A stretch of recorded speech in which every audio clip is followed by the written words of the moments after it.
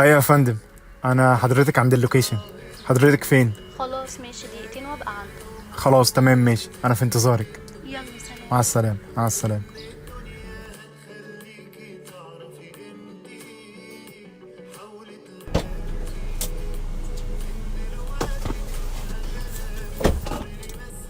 على فين كان بشزار.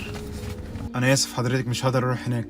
ممكن حضرتك تشوفي عربيه تانية؟ بس انا مش عايزه اكنسل الرحله. ولا يهمك يا فندم،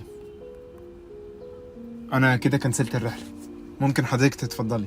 عمر احنا محتاجين نتكلم.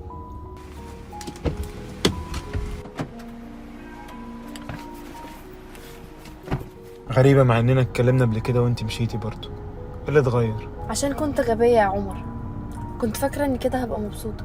انت سبتيني وقت ما كنت محتاجك، وقت ما كلهم مشوا والمفروض انت الوحيده اللي كنت تفضلي. جاي دلوقتي عايزه تتكلمي؟ تمام، انا غلطت ومعترفه بغلطي، عاتبني اعمل ما بدالك، بس برضه انا استاهل فرصه تانية. فرصه تانية؟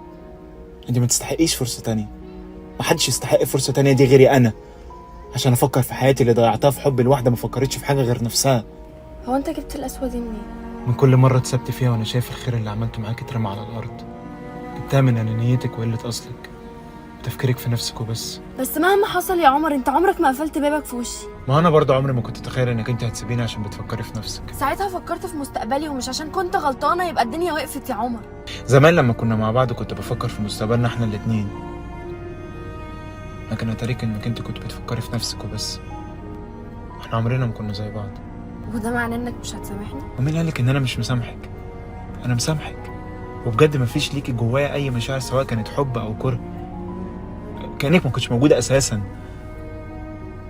انا حتى ما كنتش مستني انك انت ترجعي. للدرجه دي انا كنت ولا حاجه عندك اصلا؟ انت كنت كل حاجه بالنسبه لي، بس انت ضيعت كل ده في لمح البصر. طب ما ننسى الغلطه عشان بعض، مش ننسى بعض عشان غلطه. مشاعرك مش اغلى من مشاعري. انا مش هموت من غيرك. صحيح انا ما حبيتش قدك، بس انت كمان برضو مش هتلاقي حد يحبك قدي.